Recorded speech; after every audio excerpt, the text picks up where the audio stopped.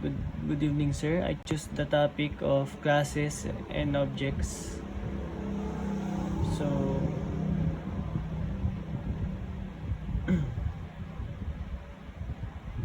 defining a class.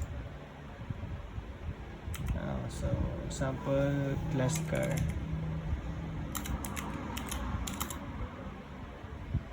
Class car.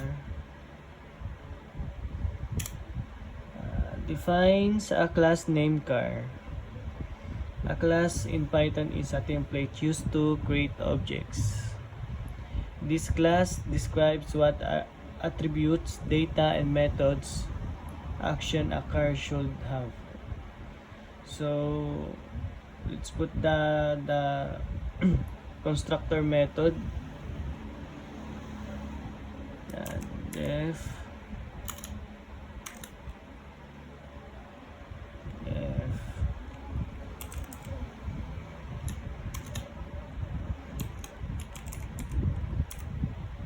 self brand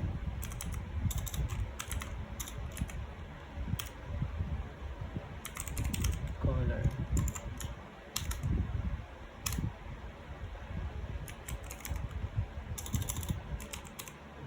self brand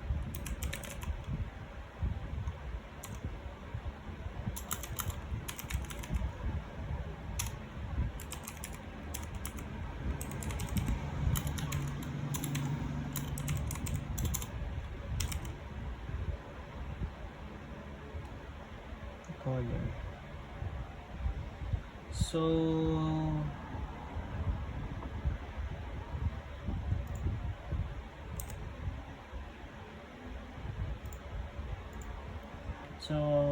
it's a constructor. It runs automatically every time you can create an object from the class.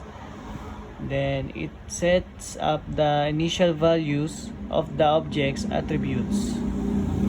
So example, the parameters is brand, the brand of the car, etc., Toyota or Honda, like that.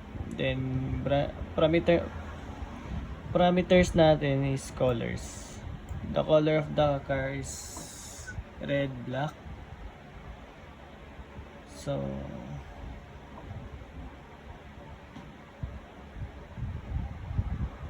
meaning every car object will have a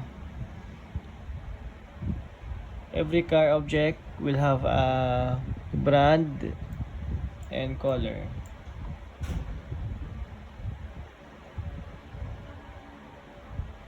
So defining a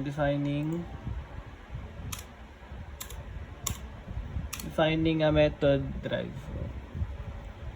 So df drive self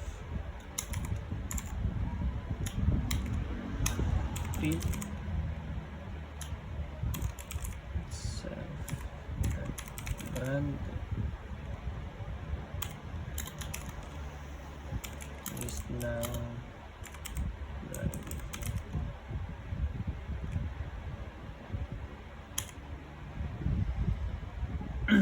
This is a method, which means a function inside the class. It represents a action of behavior of the object. When drive is called on an object, it prints a message showing the car brand is driving. Example, if the brand is Honda, if it prints Honda is now driving. So creating a object instances.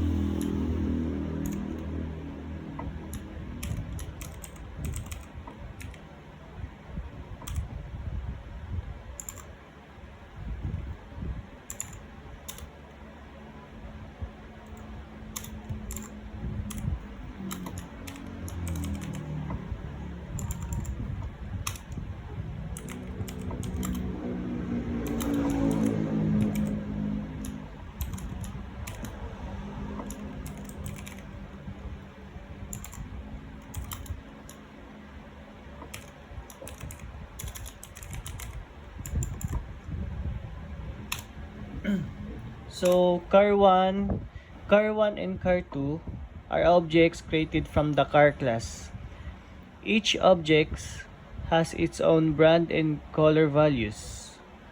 For car 1 is brand is Toyota. Then the color is red. For car 2 is brand is Honda and the color is black. Even though both objects use the same class, they store different data. So, accessing object attributes.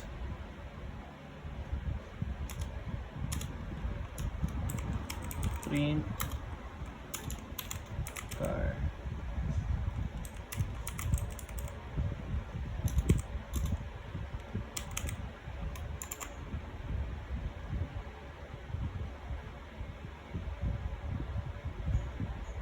Car1.color accesses the color attribute of the first car. Since car 1 was created with red, it display is red. So, calling an object method.